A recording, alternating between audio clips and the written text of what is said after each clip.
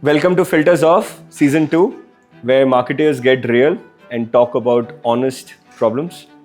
Today's guest has scaled growth at Prime Video, MX Player, Savan, and now Zepto.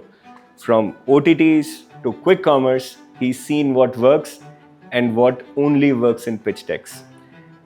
Please welcome Pawrush Elavia, growth at Zepto. Pawrush, welcome to the podcast. Thank you so much. Thank you. Thank you for having me.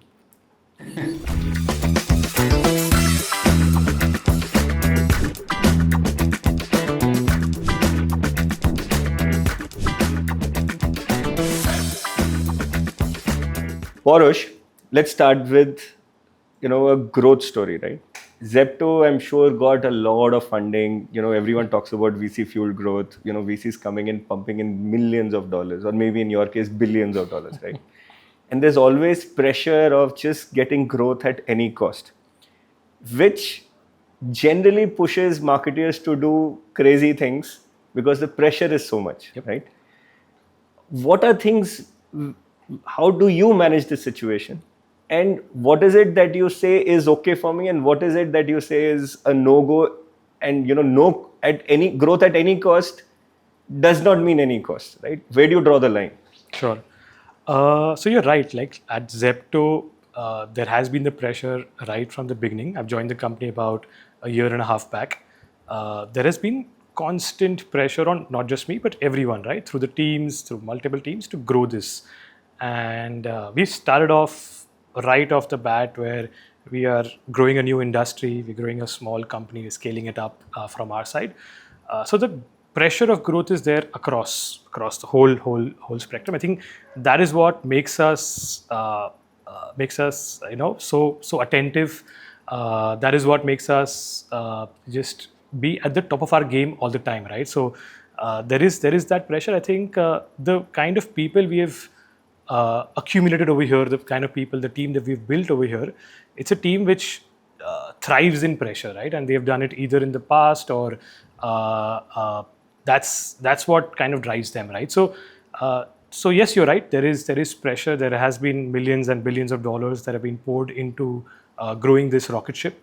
But from our side, I think the way we've built our teams, Devesh, who's our CGO, us, all of us, right? We were pretty sure that we wanted to do this the right way, right?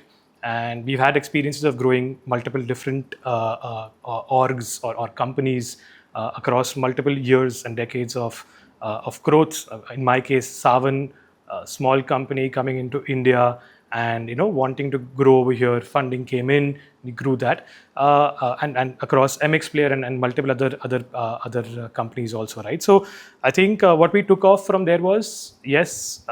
There is the right way to grow, and there is a way to grow the here and now.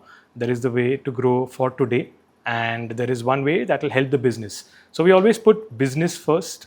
There were numbers that we had to hit on a daily, weekly, monthly basis, and that's what surprised me when I joined over here, right? I came from a world where we used to look at progress in multitudes of months. How are we growing this month over last month? How are we growing this month over last year, right? The first week that I came over here, we used to look at growths today over yesterday and today over last week, same day, right? I was like, no. I mean, we look at last month, right? Then I looked at the numbers, right? So last month numbers, the way we were growing when I joined was irrelevant in 30 days, right? So you can imagine how everyone kind of sinks in on that, the thinking over there, and the kind of pressures that come with that, right? But we knew that let's get the basics right. Let's put our heads in how we want to use and utilize this money to grow. How do you want to funnel that into marketing, performance first, branding first? Like where all do we put everything? We made plans and doing all that. We had to redo plans every month because again, what we made last month was not relevant to us going forward. But yeah, I mean, doing it the right way. Ensuring that the focus is always on business first and not just to show let's say marketing or paid marketing numbers are growing, right? But business is growing is what I think we were very cognizant of as a team and as a leadership kind of circle as well. I think that's what led us to I think 3x growth in the last 12 months. So yeah, I think industry is growing. Zepto is growing at a faster pace than the industry. We're all proud of that so far. 3x in 12 months. Mind blowing. I think you deserve a major achievement on that. I'll just segue on one statement you made, right? A lot of marketers don't realize this, but you have your organic traffic, you have your inorganic traffic, right? Yeah. And in the interest of performance marketing and growing in performance marketing, a lot of times many channels cannibalize on the organic traffic, right? Yep. So the incrementality is much lower than what the dashboard show. Sure. But then who cares about organic, right? I mean, a performance marketer is happy saying, look, I drove these many installs or these many transactions. Give me my KRA, I've met my KRA, I've met my bonus. Yeah. The organic ends up being maybe a CEO or a CMO topic, not a growth marketer topic, right? Sure. Yeah. But I think what you're indicating is that no, you have to look at everything together because business is business, right? Business doesn't care about organic or inorganic, right? Yeah, I think that's what we've tried to instill in everyone, right? Like usually what I've seen is, let's say a manager level person is only caring about, I manage Facebook, I manage partner one, I manage Google, and I'll care about what my CAC is. I'll be very happy with my story, right? I think very early on we instilled that in the team that our goals as a team is not paid marketing or channel marketing, though you're managing a particular channel. It's all the overall numbers, right?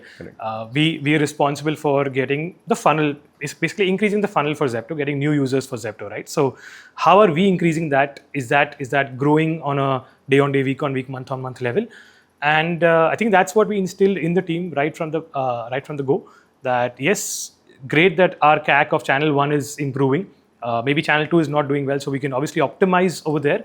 But our end goal is obviously overall growth, right? There's no pat on the back for growing one channel where we are actually degrowing overall, right? And thankfully, we've kind of that actually helps in growth of the person and the individual also, right? So people also kind of understand that I am actually responsible for something larger than what I control. Correct. So that gives them the sense of growth. That gives them the sense of belonging and something larger than just themselves. It's more than tech. It's a culture thing, right? It's a culture It's thing, not yes. just technology or data. It's a culture thing. Correct. It has to come from inside, right? Correct. No, I agree with you. And just for our listeners, this concept is called organic hijack or click spam is how we call it. But what it means is that I can actually claim credit for an organic transaction, and an organic transaction will obviously have very good performance, right? An organic user is going to buy things from you, have good loyalty, have low uninstall rates. But I can actually hijack that and show as if it came from me, right? And that, while will show my numbers as very good, but there is no incremental business for the ecosystem, right? It's just flat because the organic has got misattributed to a partner. Pawrush, when you are choosing channels, right? We have SRN, we have our walled gardens, the Googles, the Metas. We have third-party partners, affiliates, channel partners, etc. Right? These days, a lot of marketing has got automated, algo-driven, AI-driven, right? yeah. And AI-driven, and especially Google and Meta have rolled out where they say, okay, don't put your mind on it, we'll take care of it. Just give us an end goal and we'll do it, right? They don't need marketers anymore. Okay, I wouldn't say that, but yeah, I mean, I'm sure they will also not say that, but yeah. And we've seen brands saying, I only will do this, right? And I will only do this because it's just more straightforward, standard, and maybe much more convenient, right? Correct. I know that as Zepto, you've not followed that track, but maybe you can talk more about it and why, and maybe other advertisers might want to hear that. Why haven't you focused on just one and diversified in channels? What's your thought on it? So you're right? Like SRNs. So I think a large part to why we've kind of chosen all different partners again, because historically we've seen that all channels incrementally allow you to grow. Some channels give you, like organic is the best channel. If I want all my users to be like someone, I'd want them to be my organic users, right? But the moment you pull a user in with a paid ad and then ask them to behave the same way as organic, that's not going to happen, right? So we were always open to trying out different things, right? So that's one thing that, again, the belief that the company also had was we always try out. There was never any restriction on not trying different things. So we were always happy to try out. And historically, what we've always seen also was there is merit, right? Like if you have if you have a limited budget and you go with one channel, whatever it be, right? You can choose an affiliate, you can choose Google, Meta. One channel works best. But as and when the kind of growth that I was talking about earlier, right, where we have to grow exponentially, you have to try out everyone, right? And everyone helps in getting users for you, right? It might not be your last touch attribution for a particular channel, but assisted touches, assisted impressions, assisted frequency. Everyone contributes to the goal. Everyone contributes, right? And there are dashboards on our MMP that we look for that, but that's secondary, right? I mean, every time you're showing an ad to someone, and it need not be on an Instagram reel, it need not be on a search ad, it need not be anywhere else. It could be while I'm playing a game, it could be while I'm watching something on an OTT channel and I see ads over there, right? So all of it contributes to be out there and to be like front and center to everything, right? So I'm building my Toma with performance. I don't want to do more branding, but my Toma is with performance, huh? Toma with performance, yes. Brand marketers will be really troubled. So here we have brand performance all together, right? So we spend enough marketing dollars overall as a team, so that brand performance, all of it is all put together, right? Top funnel, mid funnel, bottom funnel, all of that, right? So so SRN versus non-SRNs, right? So I think one of the reasons was we had to grow fast, very fast. We knew that scaling a particular channel, there is always going to be a limited scope on that, right? And we saw that, right? Like earlier, let's say 60-70% of our spends were on one channel, it was Google.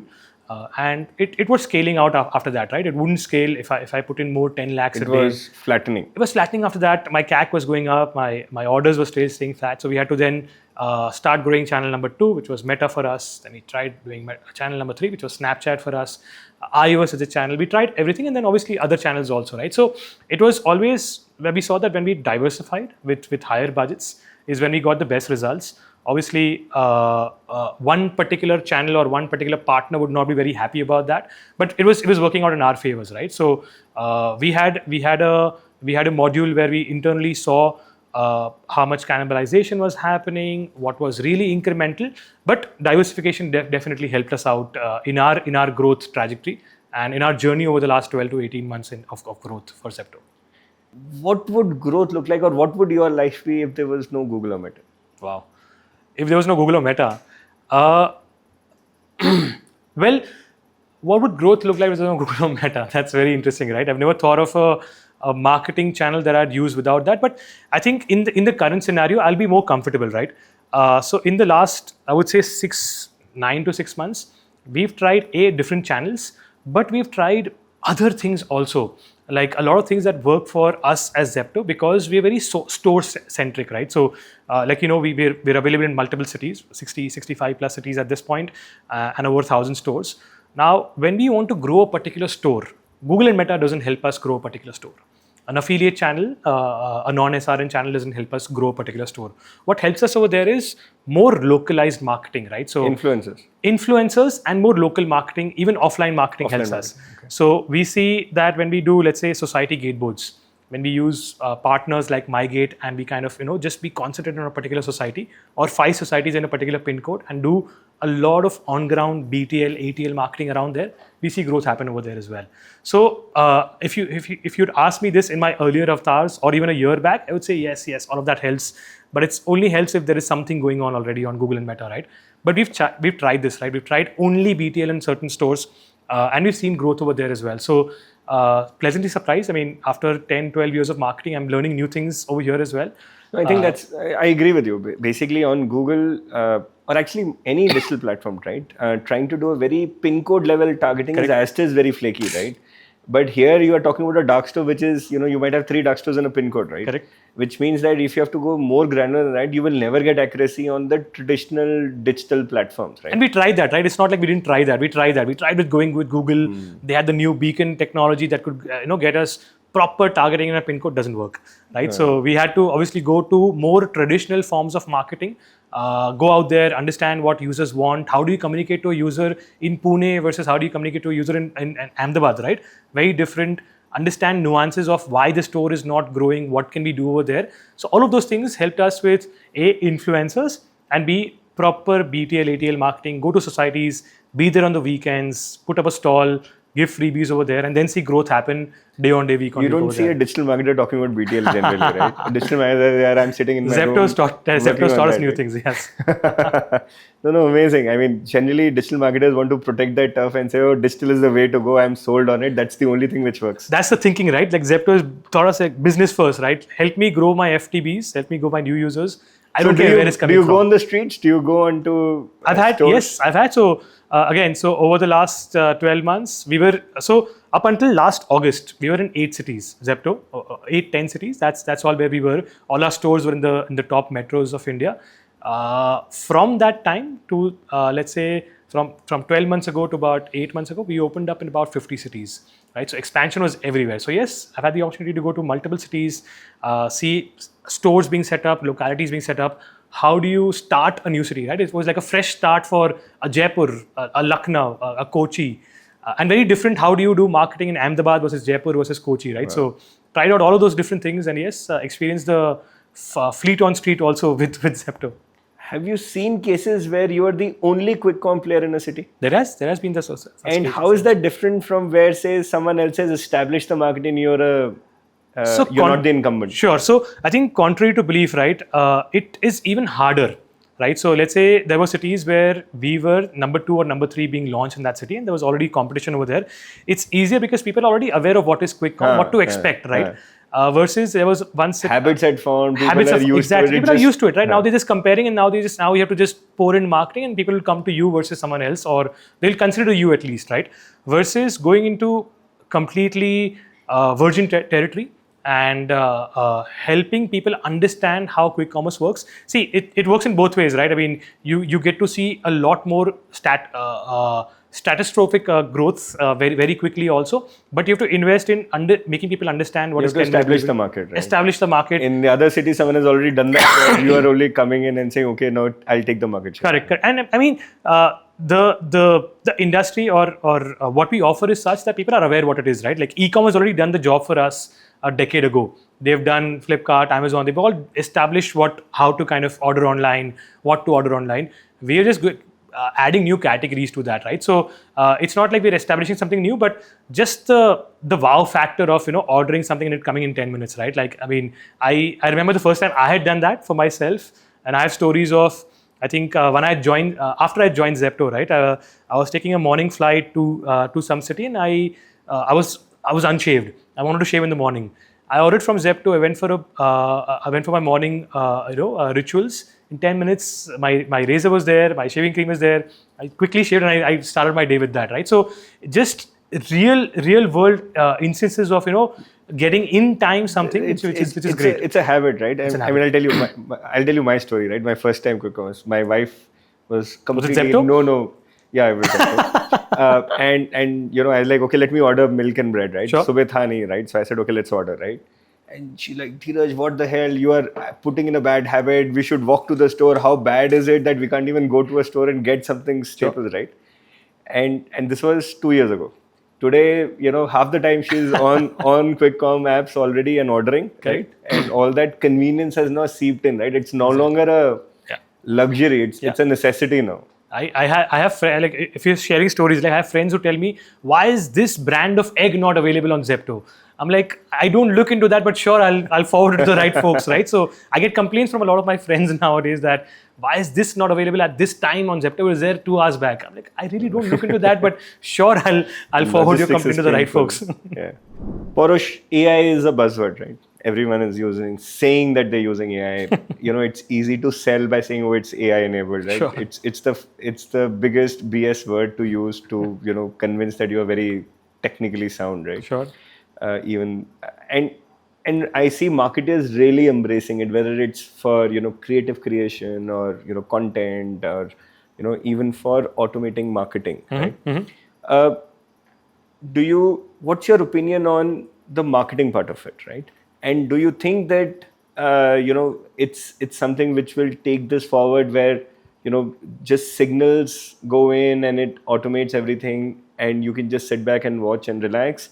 Or do you think that traditional on-ground hands, involved discussions, Excel sheets, is still a necessity? Well, I think so. We've tried it, right? Like I said, we're very we're really open to try everything. So we've tried AI-based campaign optimizations. They work for us a little bit, but the cost of doing that was a little, the ROI did not make sense for us at that time, but we've tried that.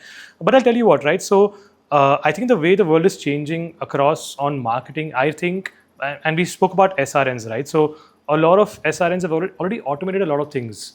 It just requires creatives inputs from their side, and all the other generation is done by them.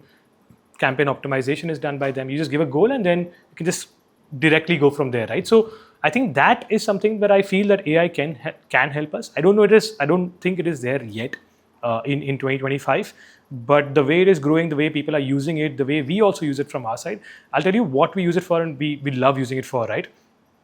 We use it for creative generation, right? And that is something that has taken off completely. We have one guy in our team on our brand side, Tharun. He started off with this penchant for, let me try some AI creators about when it was very, very nascent, I think almost 8, 9, 12 months back. And we tried something, we did one video, we did something over there. We liked it, we used it in our campaigns, it worked very well. And we just took off from there, right? So a cut to, let's say 3 months later, where we do rider acquisition campaigns also. So just like we do customer acquisition campaigns, we do campaigns for riders also. We made a few videos which are videos, right? 30-second, 50-second videos, which are completely AI generated. Now the video is not just objects, it's humans interacting with each other in multiple languages.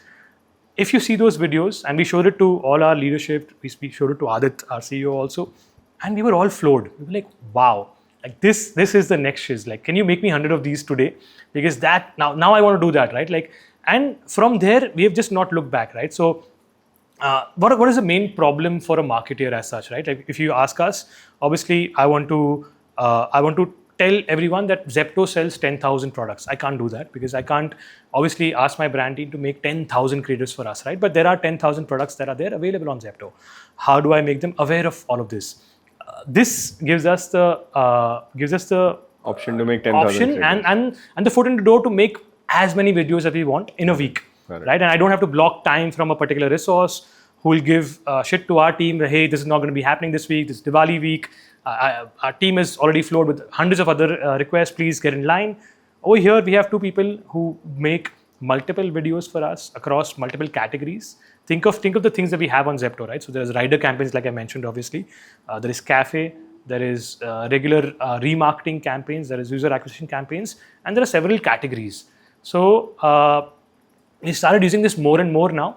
And I would say, as I see this progressing, I think AI for video generation or creative generation is going to be a big boom, at least from what I see right now, right? And so you're saying creatives, yes, automation, maybe. Automation, maybe. I think definitely yes for that also, but maybe in a couple of years, right? So creatives, definitely, right? I mean, earlier we had 20 creators that we ran for a month, and we used to beg our brand team saying that, guys, these videos are now done for, let's get new videos, and they start making something from their side. But now we have more creatives than what we can use, right? We have a bank of creatives that we now keep changing on a weekly basis. Amazing. And they work better, right? So because we can now keep changing creatives, I mean, hey, this element in this video is not good. Okay, let me change it for the next week, and we can do that. So AV is much faster. It's much faster, and iterations are better. It's just too many options that we have now, right? So it's great. Fraud is an ever prevalent topic, right? And it hides real growth versus what is shown on numbers. Yeah. You have bots, you have attribution problems, you have attribution hijacks. Re-engagement has its own challenges, acquisition has its own challenges. How do you deal with it? And any interesting experiences of fraud or bots which you've seen, which you want to share with the listeners? Sure. So I think wherever there's marketing monies, there is definitely fraud that goes along with that, right? And as and when you open up new channels, new partners, the possibility and the frequency of fraud keeps increasing, right? So let's take an example of a company spending $1 million across 3-5 different channels, and which is what I think. So we used to do let's say a decade back for Savan, for example, right?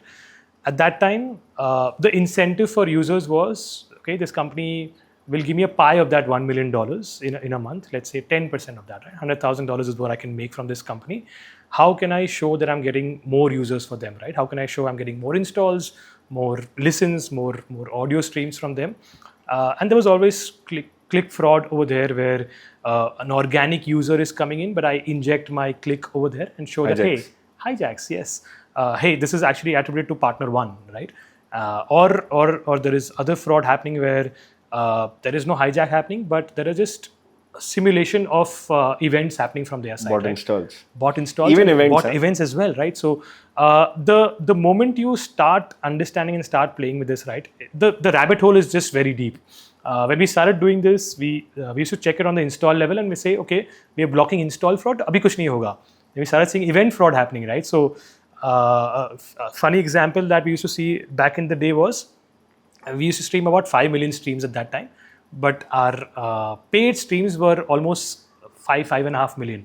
ये कैसे हो रहा है? ये तो possible नहीं है. My dashboard internally is showing me 5 million, but paid channel is showing me more than that. So obviously there is, I think it's like a cat and mouse. It's like a cop and robber kind of game always, right? Like the moment you introduce something from your side to put a check, put a filter, they're thinking 2 steps ahead. How do you stay 2 steps ahead of the fraudsters? I don't think we've figured out. That's why we use partners like you to help us at least stay in the game, at least stay on the same step as the fraudsters.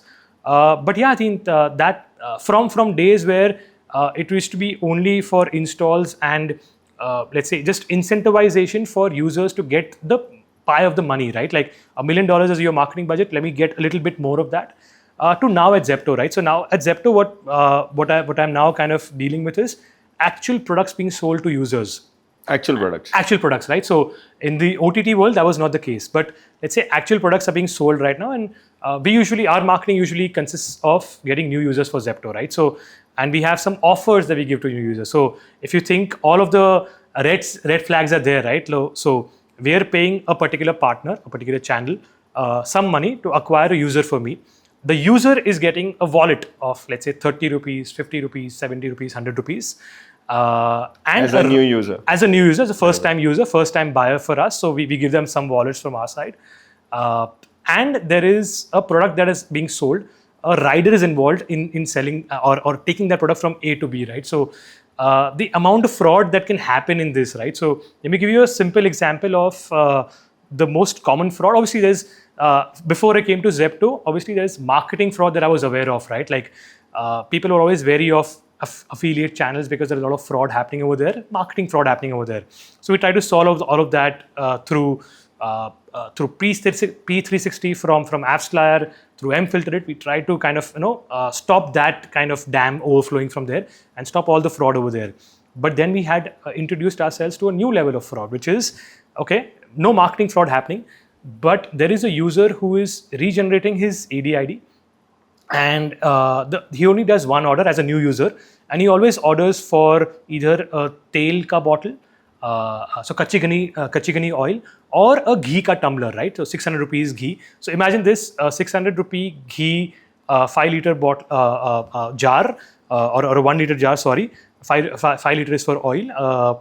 Is a user is getting that in 600 bucks. We're giving 100 rupee off to him, and he's basically his net outlay is 500 bucks on that, and he's selling it to a wholesaler or a retailer, right? Or a retailer himself is ordering that from us, right? So, and he's then selling it to his audiences at 550 or 600, right? So he's and his incentive is, can I regenerate this, or can I get everyone from my shop to order this from Zepto?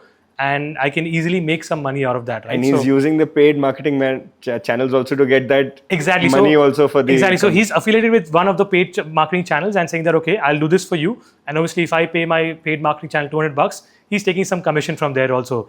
So that is the level of fraud that we see right now happening over here, which is outside of your marketing world, right? Which is actual real world fraud happening. And how do we kind of do something to catch that? How do we...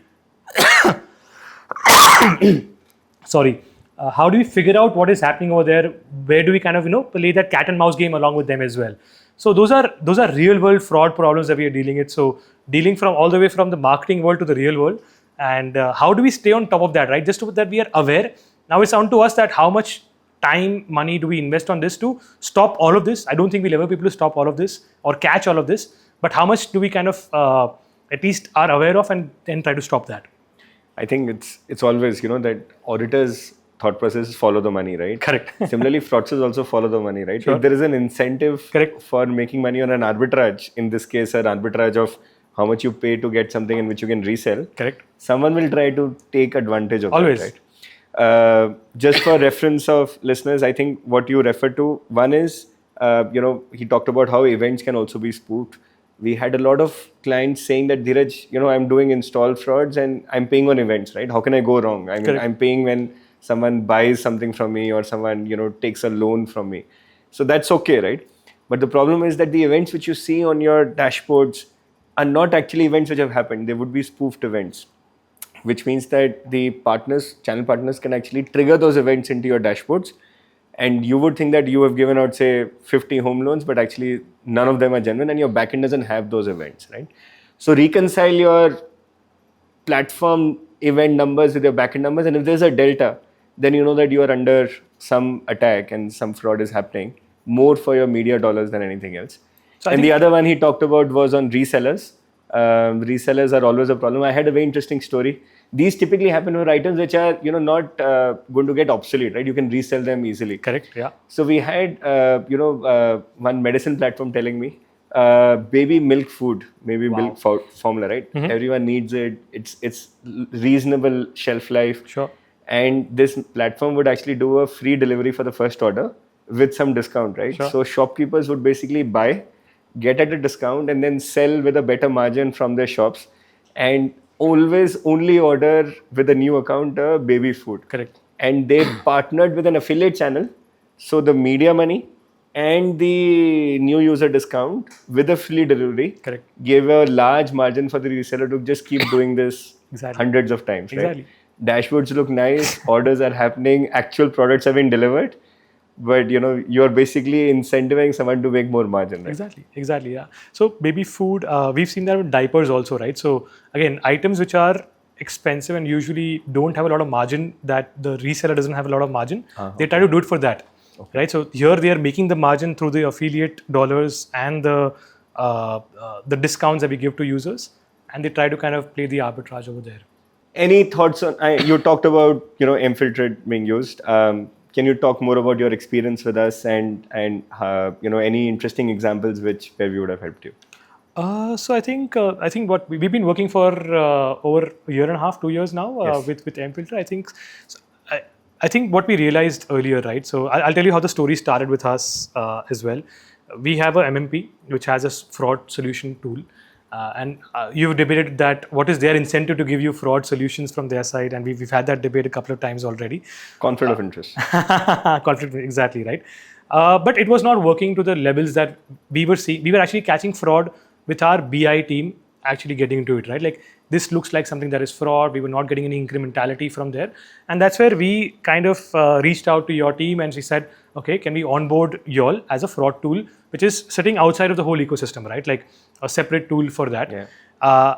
I think what has helped us is, and how this has helped us is, it has given us the confidence to scale any channel, right? So earlier we started off, we were more confident of doing Google Meta, but them capping out or tapping out at a certain level, and we had to. There was more inventory in the market which was not being tapped into. There were more channel partners which we were not tapping into, and we were cognizant that if we don't solve for fraud, then tapping into these partners, we'll be just paying out a bomb, right? Like if a CAC of this user is, let's say, $200, I'll easily be paying out $300, $400 for these users also. So I think one thing that we saw immediately in the first quarter once we onboarded you all was that we were able to now keep this in check, right? And we were then had the confidence to kind of scale this as a channel, as a proper third channel, right? Earlier it was just being used fleetingly. 1-2 partners that we had good relationships with, that we knew that they would not, do a lot of spam from their side, just from hearsay, right? But actual tracking, actual scaling up of the affiliate and the ad network channel happened once we kind of onboarded you all, and we were able to then confidently grow that, right? And we were able to add new channels, new partners to that as well. At one point, I remember we were live with about 20 odd affiliates and networks. Wow. And they were all incrementally driving traffic for us, installs for us, and users also, right? So the confidence that it gives us is I think so the main thing that I would attribute to mFilterIt and our partnership. No, thank you so much. I agree with you, right? I mean, I make a cricket analogy, right? India is a cricketing nation. Sure. When you have gloves and kneecaps and all your protection in place, you'll dive and you'll catch that ball wherever it is, right? Correct. You'll take more risks, right, without worrying about being hurt. But when you are without protection, then you are half the time worried that if I screw up, my manager will ask me, "Why did you spend money?" Exactly. It raises more questions, right? Yeah. And this, I think, ends up being, that confidence of trying new things and maybe something will work. Correct. Is actually what marketing was all about, right? Exactly. Trying new things, because everyone has a standard way of doing. Correct. But I think that creativity of trying different channels, different communication, True, comes from experiments, and protecting that is what is important, right? Yeah. That's where the creativity comes. I'll tell you another example of a new channel that we are now exploring. Like Telegram works very well for us. Oh, interesting. During peak sales. So it doesn't work for us for new user acquisition. But let's say I have a sale from 7 p.m. to 9 p.m. on a particular category.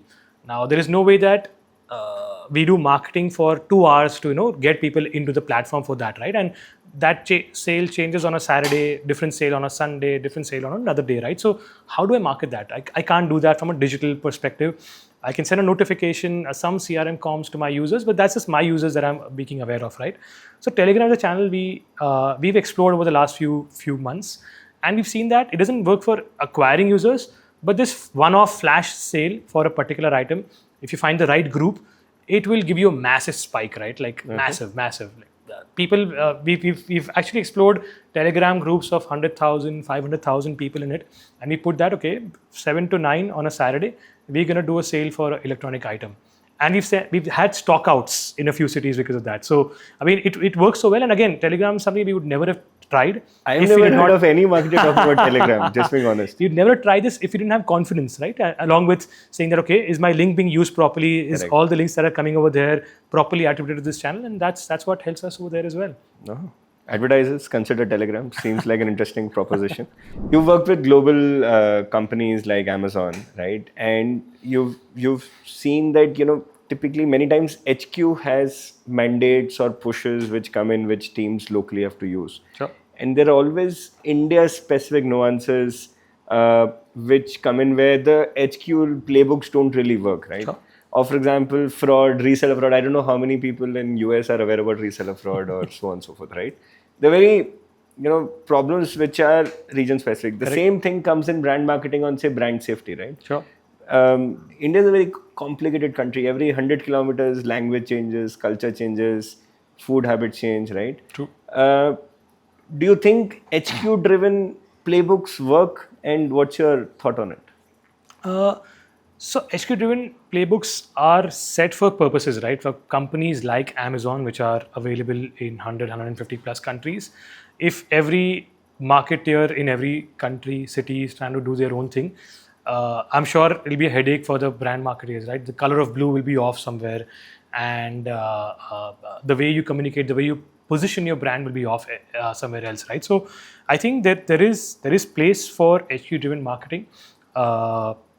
If that is followed, right? Like there are templates that are followed, and then you add your localized marketing tools, localized marketing nuances to it, then I think it works best. And you're saying blend it, not it for sure. It's not a straightforward answer that global works, but follow it for the rules that are set globally for things that are there, right? Like you said, if there is no rule set for a merchant fraud over here, then how will you follow it, right? You'll have to change it from your side. Correct. So Amazon did give us the flexibility at that time also to try out different things that are working in your market, but they were very finicky about a couple of things. Like you will use our posters. Like we used to market, let's say a show like Reacher over here, we would not make our own posters, and we had great posters that we wanted to make, and we had some great shots. Sorry, you will use our posters. You word the copy can be yours, whatever you want to talk about it, but the post will be ours, right? Don't mess with them. So yeah, there are some nuances. So there are red lines and okay lines. Exactly. Red lines don't bother with. You try to breach those red lines a little bit, see how they take it, and then you step back as soon as well. Yeah. Understood. And Zepto being a fully Indian entity, do you see that allows you to move faster and with more speed? And extremely, right? So I think the benefit of Zepto, the benefit of this industry is, I think the one thing that it allows us to do everything is speed, right? Like we actually, there have been times where we've taken calls at 9 p.m. that, hey, we want to do this. And we started those campaigns. I've called my team, I've called the agency at 10:30 and said, we're doing this today, right? So I've not seen that kind of, there's no hierarchical mess over here, right? Like I will myself start campaigns, I will myself look into campaigns, I'll myself increase, decrease budgets if I see something is not working for us. And then I'll let my team know this is what I've done overnight or early in the morning, right? So we work crazy hours over here. If you come to our office, sometimes 9 in the morning, at 12 a.m. in the night, you will still find people over here, right? So Wow. we work almost all the time, not necessarily just from office, but everywhere, right? Like work is always going on over here, right? So flexibility wise, speed wise, I don't think I've ever seen something as crazy as I've seen over here. And I think it takes that kind of mentality, that kind of attitude to grow the way we have, right? So if that was the drive was not there, and it's again, the drive is just seeping in all the way from the top, right, all the way to the bottom, you'll see everyone over here is very action oriented, right? So we want to do things now. If you tell us something new, we want to experiment, we want to scale, and we want to put that in our playbook also, right? So it's something that we are very proud of, and it's what mostly the kind of people over here are. It drives all of us as well. Okay, Pawrush, let's get you into classroom mode, okay? Okay. Suppose you're teaching a 10-year-old, Okay. right? How would you explain things like CAC, LTV, ROAS in a Zepto style analogy to a 10-year-old? Basically, dumbify Sure. on a layman terms as to what do you think should be. Interesting. So I have a 6-year-old daughter, by the way, and just recently I've started showcasing to her the value of money, right? Like we were just trying to figure out, me and my wife, how do we do that with her? I thought, okay, let me give you, let's say every week, I'll give you pocket money of X amount, and you have to invest that in something else. So this is a very interesting plot because I've only reached the how do you invest money, how do you use money phase. But if I were to think of how would I teach her, 6-year-old, not a 10-year-old, about CAC, right? Interesting. How about this? Okay. Let me think of a nice example, and then how I tell my 6-year-old daughter about it, right? So CAC. Let's start with something basic. The first principles CAC. Let's say, okay. So I'd say, okay, hey, if you're having a birthday party, right, and you want to invite friends from your class to the birthday party, and you already know that 5 people are going to come to your birthday party. They're your good friends, friends from your side, and you invest in trying to make an invitation, right? So you make yourself, you make cards, you distribute the cards to 60 people, 30 people in your class, whatever that amount is, and then let's say the total cost that you have incurred to get your friends to your birthday party is, for example, 100 rupees. And 5 people have come to your party. You already knew they were going to come, and now you're eagerly waiting for your birthday party. And let's say 2 more people have come to the birthday party because of the invitation. They got the invitation. They came with that invitation, right? So that's 2 people, 100 rupees spent from your side. So I'll explain to her, hey, that's the CAC of 50. You spend 50 rupees to get 2 new friends into your ecosystem, into your group. And you optimize by figuring out, okay, this guy is not probably going to come. Let me go to someone else who's probably going to come, and put the effort Exactly. of the Like invitation. don't reach out to 60 people again.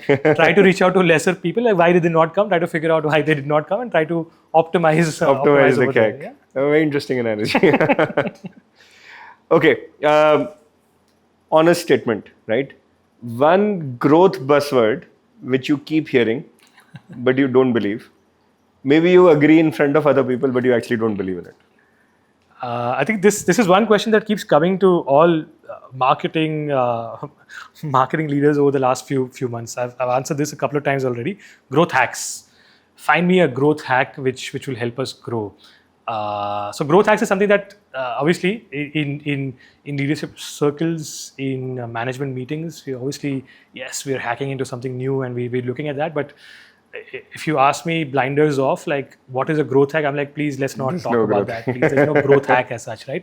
There are things that have worked for companies over multiple years, decades, and people have optimized the way of doing that, right? So if there was a growth hack as such, and Indians are very proud of growth hacks, right? Jugaads.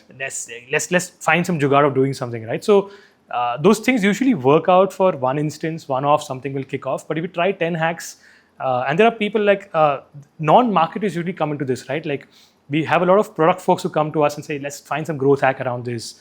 Business folks, category folks who come to us and say, can we just hack our way through this? And the same example that I gave earlier about Telegram, if it worked for a couple of categories, everyone wanted to use that, right? Like everyone wants to use Telegram to grow their categories. So that is what usually does not work for everyone. The same thing that worked for something. One instance. There is no template, there is no standard process. There's nothing. There is no golden rule book. Yaar usko follow kar lo to there are rule books, and that's what works, right? Those are not hacks. Yeah. Those are actual brand templates, performance marketing templates, digital marketing templates that have worked. Follow that. Please don't go into growth hacks. Otherwise, you'll never be able to kind of grow sustainably, right? So if the challenge is to figure out something for a weekend, yes, try some jugadu ways for sure. But sustainable growth, continuous growth, please, let's not depend on growth hacks, please. So let me then put you in a spot. What is your favorite growth hack? I know you don't believe in it, but...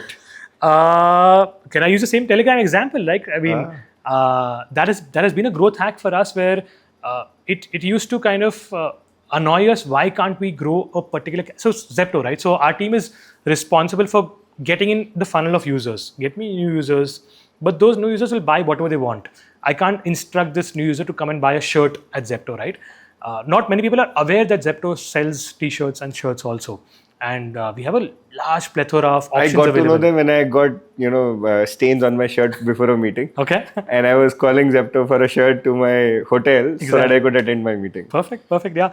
So within that, right? So how do I tell a person, I mean, we'll do some launch marketing that, hey, now t-shirts, shirts, US Polo, some brand is available on Zepto. But Telegram worked as a growth hack for us where we said, today there's a flash sale on apparel on Zepto. Come and check it out between 7 and 9 or on Saturday. And that spiked the traffic, spiked the page views. People are scrolling through multiple things. Maybe the orders did not spike in the same proportion, but they did spike. We saw something work over there, right? So discovery at least has happened. People are now aware of it. Exactly. Maybe next time they have a need. Exactly. But will it work every day? No. So one off, use it for something, leave it alone, try something new some other time. And does apparel actually get discounted during 7 to 9? No, not every day. Not every day. Should I go on Zepto at 7 to 9 and buy something? I can't say that. I'm not in charge of that. Sorry. Okay, rapid fire time. Okay. I'm going to give a word. Okay. You have to immediately, without thinking, come out with one thing which comes in your mind. Fun. Okay. Zepto. Speed. 10-minute delivery. Zepto. Bots. Marketing. You can't get away from bots. MMP. Trustworthy. Attribution. Don't rely on it 100%. Okay, let me change it. Last click attribution. I mean, I want to stay away. I mean, we do follow last click attribution, but I want to say that don't just rely on that, right? There is a lot of other things happening. View through, first click, multi-touch. Please just don't rely on last click attribution. The word came to mind was messy. Last click attribution, messy. Yeah, sure. Okay, budget cuts. The reality. Awards. Don't really matter a lot. When the actual business growth matters a lot, right? So awards will happen. People will get accolades. Doesn't matter. The proof is in the pudding of the business growth and business growing for you. CAC. That's a daily buzzword for us, right? Like we have to be on point on CAC every day. Daily tonic. Daily tonic, yeah. Okay. Describe a vanity metric disaster. So vanity metric disaster. Yes. So I've been a part of show launches in my previous avatars and previous marketing roles, right? So show launches usually happen for OTT platforms. So Z5, MX Player, Amazon Prime, right? So the vanity metrics that we had to chase was when a trailer is out, we have to have the producer is calling, the actors are calling that, why is my views counter still at, let's say, 1 million and it's not reached what you promised me? And people would promise like 10 million views, 50 million views, 100 million views also, right? Anything below 100 million is not worth it. And we used to this is waste of money. Can we not spend this money? And we used to find hacks and ways in which it's just for the vanity metric. Let's do it in the cheapest way. And one fine day, I wouldn't say which of these companies for, but for one trailer, our Google account or our YouTube account did not allow us to spend on this, right? So it's been 24 hours since the trailer's launch. It has 83 views. Okay. And it's a very important big show coming up. The producer is calling my manager. The actors are calling the content folks and like, why? What is this? Like, we'll not do your show. We'll not do any of the other activations between trailer and everything. So that was one vanity metric that, we had to grow that and we didn't want to do it, but we were flabbergasted that it did not work for us and we were like in a shock at that day, right? So we figured out how to kind of, what went wrong, managed to kind of get views up, all of that. But those 24 hours of things that you don't think are important but have to do, and it's not happening, and we're getting left, right, and center from celebrities. That was fun. No, the Badshah case is a classic example on this, right? Badshah had an FIR against him. Okay. He was caught hiring a bot company to have 75 lakh views or 75 million views on his YouTube video. Correct. Heard about that. And there was, it's just what everyone does. And you see a new movie rolling out and suddenly 150 views in 6 hours. Correct. It's a shitty movie as hell. No one's going to watch it. It's become an expectation. I think the fans, the people also know that this is all vanity and there is some way. And I think this has, just like our industry, it has kind of gone in the entertainment industry that this is all bots. And they do it for ticket sales also. Like, they show we got 10 crores worth of ticket sales and sold out and all of that, right? So it's crazy. Think of it this way. So 150 million views. Obviously, most of them in 6 hours ends up being bot driven. This is what Mr. Badshah was doing. Now, the problem is that if you are an advertiser who's running a pre-roll there. Correct. So who's watched your pre-roll? The Badshah did it for his views, right? But that pre-roll is screwing the advertiser, right? And all those impressions are effectively being seen by bots. Correct. Yeah. So, in fact, it's a lot of clients, get really surprised. But the amount of bots in the internet are more than human traffic now. So, the recent reports are saying about anywhere from 51% to 59% of traffic on the internet is bot traffic. Wow. Bot traffic. So actually think of it this way, right? We had Arnold Schwarzenegger coming in on Terminator, right? Machines coming in and taking over. Actually, machines have already taken over the internet, right? Think of it. Humans are a minority on the internet now. But that's so interesting, right? This started off with, let's say, the cause. Like what we would think as marketers is, why would there be a bot, or why would someone inject a bot in something where there is something for them to gain? So we thought because it was marketing campaigns, there were dollars being given out, there was rupees being given out for a particular user. That's why bots make sense for claiming that, hey, this is something that I got for an incentive, you, right? There's money incentive on the table. Is there. But yeah, on Twitter there are bots, people following folks, people can buy followers. That's the problem with marketing, right? So problem is the bot could be for any reason. The bot could be for making a video viral. Correct. Nothing to do with media. Correct. The bot could be to maybe promote one political party in an election, right? Or bots can influence a lot of those things. But the problem in any of those bots is that they will also trigger ads. Exactly. And advertisers get mixed up in that whole mess, and they, the bots are not meant to attack them. Correct. But bots are doing their own role, but that's impacting. It's going everywhere, yeah. I'll give an example. I keep giving that to clients. Is, for example, tools like SEMrush, right? Yeah. We all use tools like SEMrush, HFref, and so on to get understanding of my SEO ranking. But how do these get their data? They actually run a bot to crawl this out on Google search, so that they can pull that data. Correct. Yeah. Now, if you're running your marketing on Google search and you question, why is bots coming? It's because we're all using tools which are crawling, enabling crawlers to kind of come to your website. Not for the purpose of stealing your media money, but that's the end result. Correct. You like it or not? Yeah. Suppose you're pitching to your founder, okay? CAC versus LTV. Which one is more important?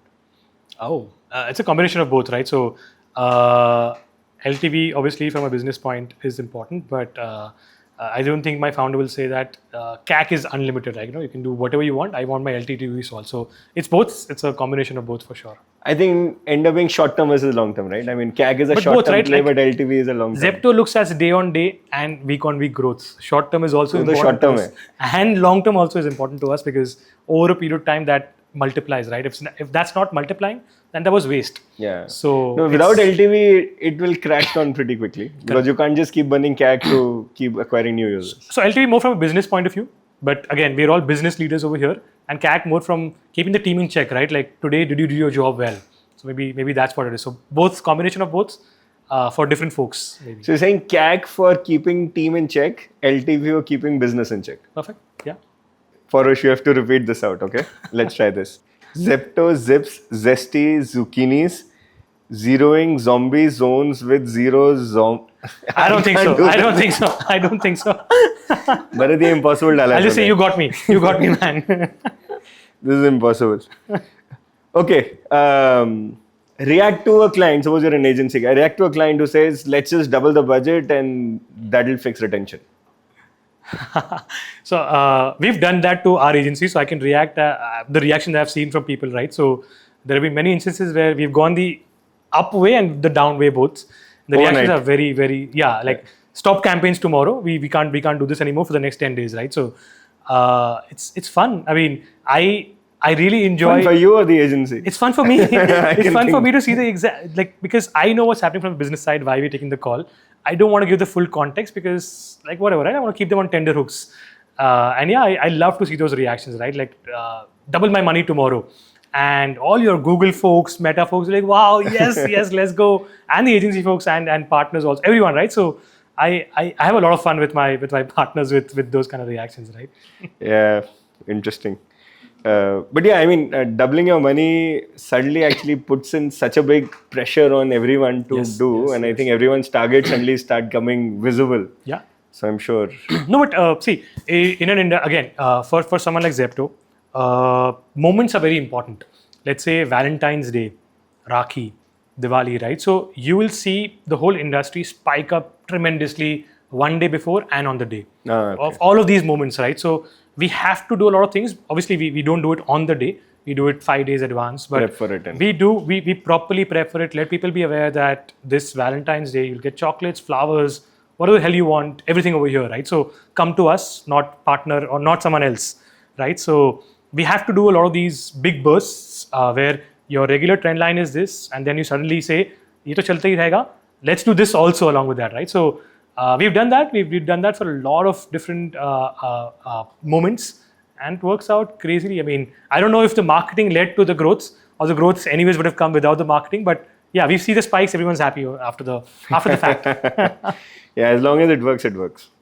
Pawrush, this was fun. Thank you so much for participating in the podcast. I know it took some time for finding you out of your busy schedule, but I think I'm sure our listeners would be excited about hearing about how you've scaled this up, and some of your lessons and some of your statements were pretty amazing. So thank you so much. I still remember performance and Toma, right? I think brand marketers would be struggling in their sleep. I remember one brand marketer telling me that, Dhiraj, there is no brand marketing anymore, right? Every brand campaign is also a performance campaign. And I think that's what you were referring to. Yeah. Thank you for being on the show. Thank you. Thank you very much. Thank you. Thank you for having me again. Thank you, Pawrush.